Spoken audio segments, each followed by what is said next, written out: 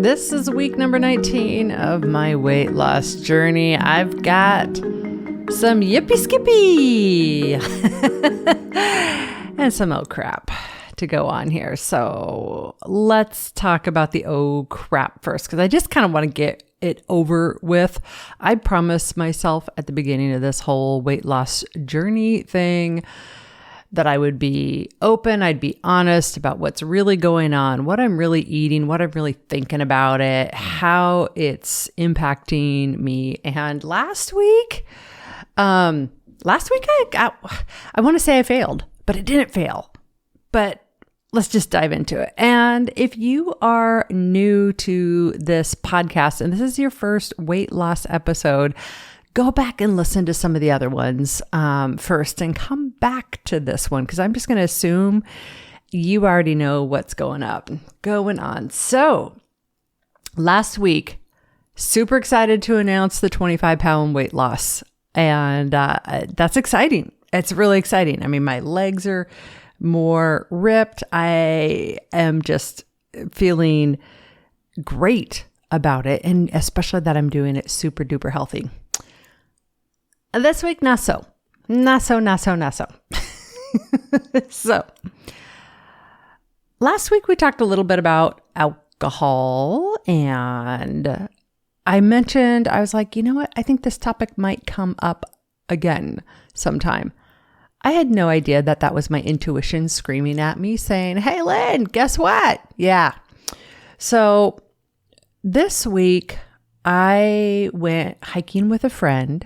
We went to CQ, which is one of the most northwestern spots in the entire United States. It was gorgeous. It was beautiful.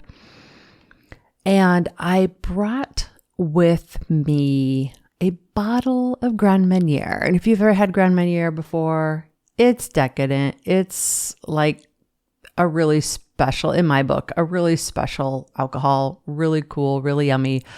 Bought it the day before the trip, and my plan was to have a few shots of that over the weekend with my friend while we're having this fun time.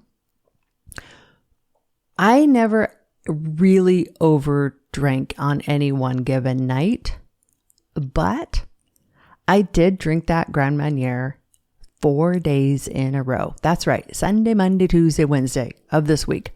4 days in a row. And my plan was to drink it with just my friend and then keep it in my cupboard and, maybe have a shot or two on the weekends. But I am learning I can not keep alcohol in my house. That I love, because I will drink it. It wasn't like I drank the whole bottle, but yeah, not proud of myself. I only had a couple of shots each night. That was it. But that's enough to mess up my sleep and make me wake up not feeling as good and make me wake up feeling headachy. And on the fourth night of this, I woke up in the middle of the night, because pretty much every time the human drinks alcohol, I say the human so I don't have to talk about myself. It's more comfortable to pretend it's somebody else and not me. The way alcohol metabolizes and some of the byproducts of what happens when alcohol metabolizes causes the brain to be alert and wake up in the middle of the night. So on that fourth night, I woke up. I was pissed at myself. I'll be honest. I was like, geez, are you kidding me? So I grabbed my phone and I did a voice recording at 1 a.m. So what you're about to hear is me talking to myself at 1 o'clock in the morning. I'm fairly coherent. I edited it a little bit so you don't have to painfully hear all the dead spaces. But you can kind of hear where my brain was with all of this at 1 o'clock in the morning. I do not like this. I don't even want to share it. I want to be coming on here saying, look at me, the Grand Marnier is still in my cupboard and I'm not even touching it. I've made such progress. It's fabulous. I'm fabulous. I'm awesome. I know I'm not a freaking robot, But so instead I drank it 4 days in a row. And on the 5th morning, I threw the rest out down the drain. And that stuff is $50 a bottle. But I knew if I didn't throw it down the drain, I would drink it a 5th day in a row. So here's the recording of me at 1 a.m.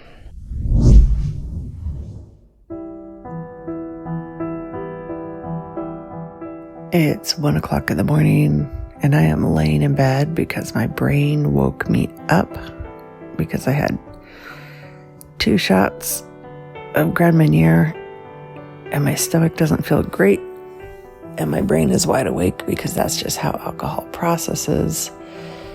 Part of me's proud of the progress because I'm not spinning and beating myself up. I'm noticing that I'm not saying, oh, you're so dumb, Lynn. Oh, why the hell did you do that? Again, blah, blah, blah, blah, blah. But I'm laying here at 1 o'clock in the morning realizing that the last of that Grand Marnier bottle has to go down the drain because this is my, 4th night in a row of touching it. And I have worked too hard to claw myself back to health. It's not worth it. Even though it is only 2 shots, right? That's not going to get me where I want to go. My body builds strength when you sleep, and this is clearly interrupting my sleep.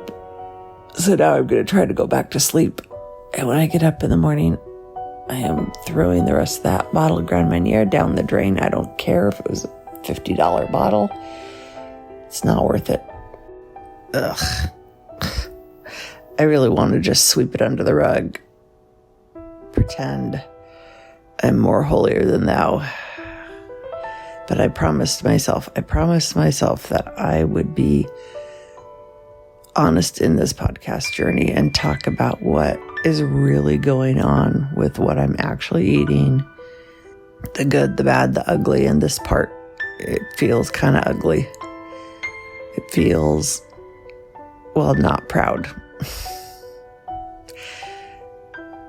These are the things that happen. And so I got to put on my big girl pants and say, okay, Lynn, what are you going to do about this? What are you going to do about this? And what I'm going to do is learn what I can from it. And part of what I'm learning is I cannot keep alcohol that I like in the house. Can't keep it in the house and keep my goals and all my promises for health and wellness. Can't do them both at the same time. And I can do that for myself. Because I'm worth it. Okay, let's see if I can go back to sleep now.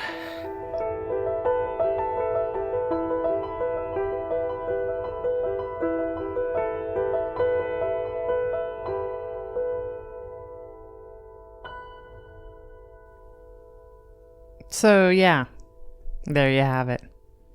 Now I'm not entirely comfortable with that conversation, so I'm ready to move on to the next topic. But it got me thinking. It got me thinking about old habits dying hard. It got me thinking. I sometimes overanalyze things, and I know I'm not the only one in the world that's like, ooh, a quote unquote failure. Let's microanalyze this and figure this out, right? So that's where I went with this one. And some of it got down to that concept of old habits die hard. And they say habits are, I love this quote, you've heard me say it before, habits are when the body becomes the brain, right? Habits are when you're not even thinking anymore, you're just doing something because you're such the habit of doing it, right? And we know that's where the Holy Grail in part with all of this is building habits of what you eat, building habits of how you exercise, building habits of your mindset, all these things so you don't have to think about every single little thing you do in your life. You can have these habits to just make it part of who you are. I have an old habit that would die hard. Now, trust me, I'm going to bring this all the way back around to alcohol. I have an old habit that is just going to die hard, and that is the darn trash can in my bathroom. That's right. Yeah. New topic, but similar. Stick with me. Stick with me, children. Stick with me. You'll see what I'm talking about here.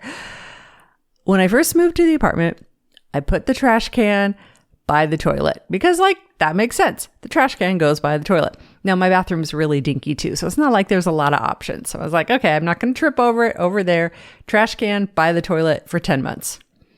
Then I decided too squishy over there, too tight. I want to move the trash can 2.5 feet away to put it on the wall that faces the toilet. Literally move the trash can 2 feet away on the wall. It has been 2 months. Okay, maybe a month. It feels like a year. And I am just now, after almost 2 months, not reaching over to the wrong spot to find that darn trash can. I'm like, oh, nope, not over there. Oh, not over there. Oh yeah, I moved it. Oh, not over there. Old habits die hard. It takes time. It takes time. It takes time. What does this have to do with alcohol and me? I have a history of alcohol, specifically high quality alcohol, being tied with love and belonging in my life, in my 30s, specifically in my 30s and early 40s, but specifically my 30s. I was never much of a drinker in high school. I wasn't actually a drinker in high school. I didn't drink at all in high school. That's it. I was one of those weirdos who didn't drink in high school. Sometimes I feel like I'm the only one out there. Am I the only human on the planet that didn't actually drink until they were 21? That's a whole nother story. In my 30s, I drank a lot. And I didn't think I drank a lot because compared to the social circle I was hanging out with, I was a lightweight, but I drank a lot. But lots of really genuine, loving, sweet, kind memories around alcohol. Especially higher end, really enjoying it. So now I'm having to readjust my relationship and that nostalgia that I have with this thing. And for you, it could be alcohol. It could be that deep fried whatever. It could be that recipe from the grandmother. It could be, that pumpkin pie from that other recipe. I mean, it could be anything.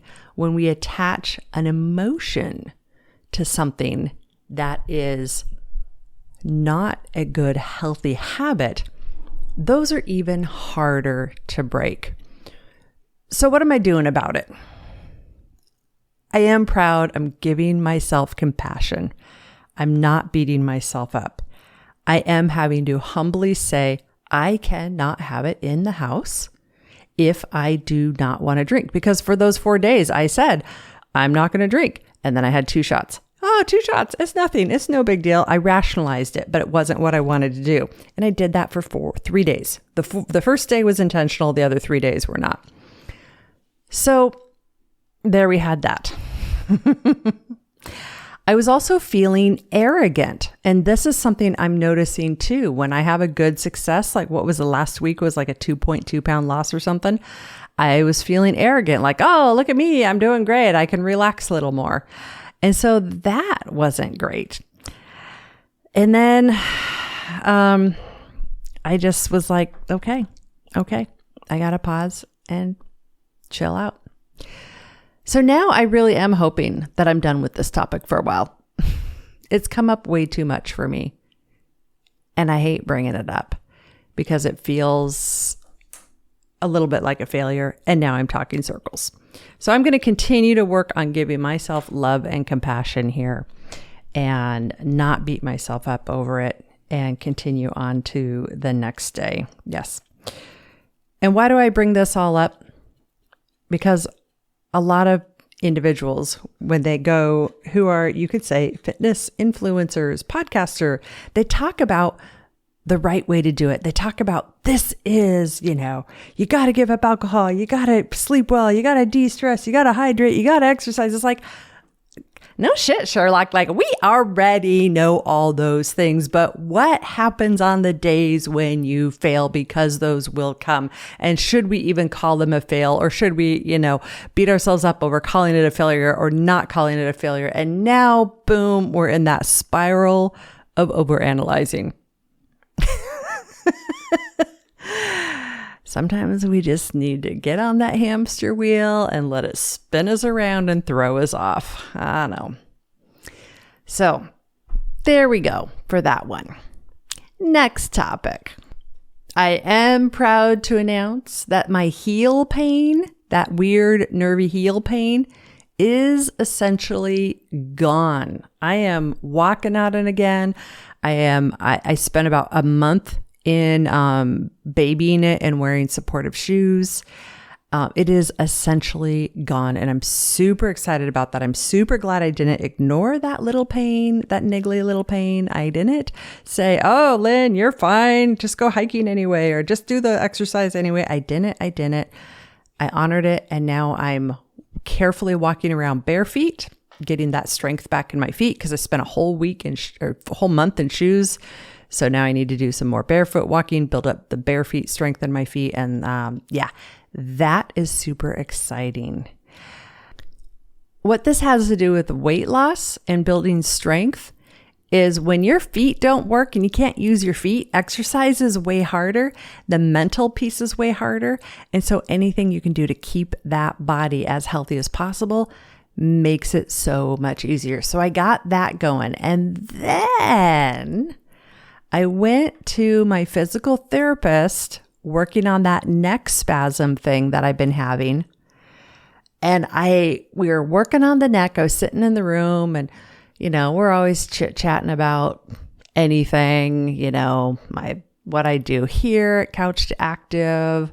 By the way, my physical therapist, what we do here, thinks this is really super cool. So that's always fun to talk about and be like, hey, did you know that this exists? Did you know that we teach group fitness and do personal training and health coaching to individuals who are blind and visually impaired? And can you believe it never existed before? Like, oh my gosh, yeah, it's fun. Okay, he doesn't say, oh my gosh, that's me. Those are my words. But I'm sitting in the physical therapy office, just kind of we're working on my neck. We're figuring out my neck.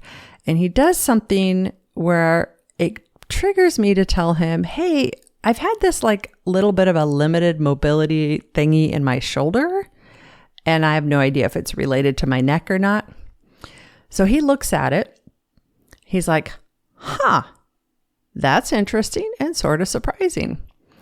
Now, he didn't say these words, but I'm assuming he thought it was surprising because of what I do. And like, I should have it all figured out, and I should be able to tell him, like, hey, here's what's going on with me. Probably not. I really should not try to read minds. Long story short, he lays me down on the table where they work on people, and I ended up getting the craziest armpit massage. Yeah, you heard me right. He was like, and I was like kind of glad I wasn't wearing my tank top, because it's been hot and I've been wearing like tank tops a lot. And I was like glad I actually had like a 3/4 sleeve shirt on, because I was like, that would be even weirder. I mean, it was fine, but he's like literally like digging his thumbs into my armpit and it hurt so bad. And I'm just laying there trying to let him know how it feels, but trying to, also find that balance between being tough or not being tough, and not yelping, but wanting him to know how it feels, and overanalyzing everything like I always do. Jeez. Work to the armpit, and he's like, if this is too awkward, it's okay. And I'm like, nope, I want to get fixed. You do whatever you think you got to do. Clearly there's something that's really tight in my armpit. So he keeps digging in and working. Thank God he's a really, really nice guy. He's really good at making me feel comfortable. Works it. Then he's like, okay, let's sit up. Let's take a look again. And he does this exercise where I move my arm and shoulder in a way, and my arm moved in a way that my arm has never been able to move in years. And I, until that moment, didn't even fully realize how dorked up my arm was and how much freedom of movement I got in my arm. And I don't know what happened, you guys, but I had this like emotional, like, oh my gosh, my arm has this much more freedom. And I don't know what was tied to it, but he looked at me and he could tell I was about to cry. And I was like, I didn't know my arm could do that. And he was like, yay. And I was like, I literally wanted to crawl under his table and be like, excuse me, sir, could you give me a moment to just cry under your table and bawl for a little while and just pretend you never see that happen? And then I'll come back up and I'll be okay. But I didn't. I put on my big girl pants. Probably use some humor to diffuse it, you know? And he gave me a hug and I was just like, oh my gosh. So that was really, really a cool thing that happened too. And what does that have to do with health and weight loss and all that? Yeah, taking care of yourself, doing all these things to take care of yourself. And they're worthy. I am worthy of this. I am worthy of getting my body moving as best as it can. There is no reason I need to hobble around with an arm that has some limited mobility because I'm, quote, too busy to get it fixed, or it's not that big of a deal, or like, oh gosh, look at all these other people. They have issues that are way bigger than mine. So who am I to go and get this fixed? Like, I got to put all that aside. And I'm really, really glad I've been able to do that. So yeah, there we go. I drank too much alcohol for several days and I cried in my physical therapist's office. Let's go on to another topic. Okay, I hope this one is better. Okay, actually, this one is better. Last week, I promised you, we talked last week about how week over week, a weight loss journey never feels substantial. I never feel lighter or thinner or stronger than I did the week before, and the week before that, and the week before that.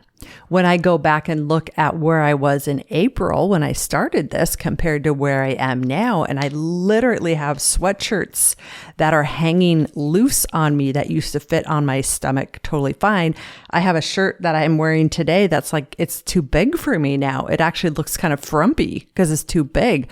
My face is thinner. I can squat deeper squats because I am carrying 25 pounds less on me. Like, I mean, yeah, like that all works, but week over week over week. So I promised I would geek out on you guys. Each week, I've reported out how many pounds I lost each week. So today I'm going to do a rapid fire of how many pounds I actually lost each week over week. You don't memorize this. Just kind of sit back, relax, and just let the numbers float on by. And each number is how many pounds or parts of a pound that was lost in that week. So you can kind of see the cadence of how this goes. So, all right, here we go. We're going to start at week 1. I'm going to go all the way to this week, which is week 19. So you're going to hear 19 different numbers. Each number represents 1 week. So it represents week 1, week 2, week 3, week 4. Okay, ready? Here we go. 2.2 pounds, 2.8 pounds, 0.7 pounds, 2.7 pounds, 0.6, 1.8, 2.4. I gained 1 pound.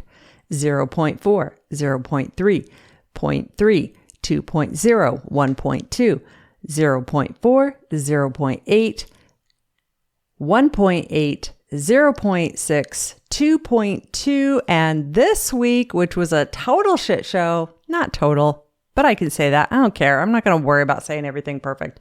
This week, a flat out 0. Didn't gain, didn't lose. Yeah. So that's kind of what it looks like. So that average, I'm averaging just over 1.25 pounds a week, which doesn't sound like a ton, but to say, hey, I'm down more than 25 pounds in a few months. Ding, ding, ding, ding. Yeah. Super awesome. And to say, I've done it in a way where I actually like what I eat. I've done it in a way where I don't have to track all the food I eat and I can still lose weight. I've done it in a way where I feel like I can eat like this for the rest of my life and not feel wholly deprived. I've done it in a way where I feel like if the scale goes where I don't want it to, I know how to get back there without feeling like I have to redo a whole program. And I've done it in a way where I don't eat things that taste like bark, dust, and sadness, and I'm not starving myself so I don't have to worry about my teeth and hair falling out. Yeah. That is exciting. That's super exciting. So here's what we got going on now. We are 19 weeks in, 25 pounds down, more than 25 pounds down, 26 point something now. I'm going to take this podcast and go to every other week. So the next time you hear from me for an update, it's going to be for weeks 20 and 21 together. The reason for this is because I want to glean and the big lessons and the big stories without diving into the same old. And I think we're at about that point where every other week is gonna be good here. How much weight do I want to go down? Oh yeah, so I'm at 155.4 pounds for a total loss of 26.6. How far down do I want to go in the scale? I don't know. But I still want to go down. I still want to eat high protein, tons of fruit and vegetables. I still have a little more weight, fat on my stomach, my arms that I want to see go away. My legs are getting pretty close to being like, oh, dang, they're looking good. Yeah. So I don't know if I have another 5 pounds or another 20 pounds. I really don't, because if I weighed exactly this, 155.4, and the losses essentially stall, but my body composition continues to trend in the right direction, more muscle, less fat, I'm going to be happy. I'm going to be so happy. Like dancing around, flexing in front of the mirror happy. So that's where I'm at, and that's why I don't have that goal, but I am still sticking to the low calorie, not extreme low, lower calorie deficit in a healthy way, because I do think that having that scale number going down more is going to help me attain that for where I am right now.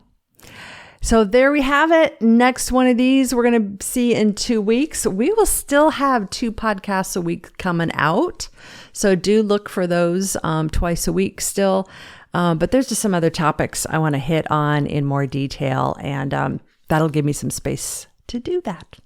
So alrighty, if you would like to find your awesome weight, not necessarily weight loss, but it could be. Maybe it's weight gain for you, but awesome, whatever the awesome weight and body comp is for you, it would be my honor. I can help you dial in what you need to do. Head on over to couchedactive.com, reach out, we'll get you set up, we'll get you going and make this freaking finally your reality too at couchedactive.com. See you there. Bye-bye now.